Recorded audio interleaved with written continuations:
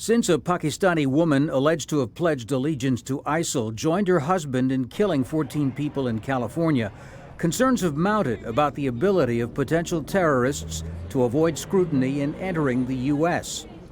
The Congress has passed a law to toughen the requirements. It puts new limits on travelers, both Americans and citizens of 38 countries who have long been able to visit the U.S. without a visa.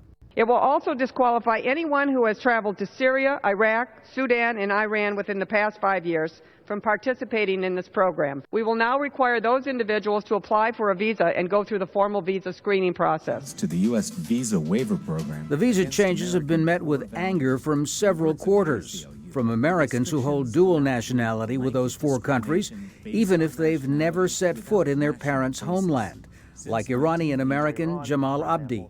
If your father is an Iranian national, you are considered an Iranian national. And that applies even if you have never traveled to Iran, but that is the circumstance that a lot of people are now going to be faced with. The law sparked an online campaign condemning what the measure's opponents call its creation of second-class U.S. citizenship based on national origin. Then there's the European Union, most of whose 28 members don't currently need visas. Its ambassador to Washington warned that European countries would have to retaliate against American visitors, the end result only hurting economies on both sides of the Atlantic. But the motive for the eligibility changes appear clear to Iran. The Speaker of its parliament, Ali Larijani, said they were aimed at harassment and blatantly violate the nuclear agreement by sabotaging Iran's efforts to recover from years of economic sanctions. The Obama administration is worried about the visa changes. It could have a very negative impact on the deal.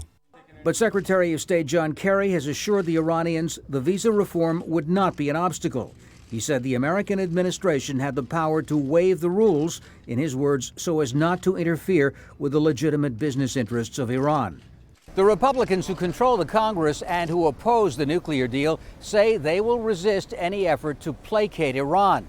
But after realizing the unintended consequences of the new restrictions, some of their leaders say they may have to reassess next year.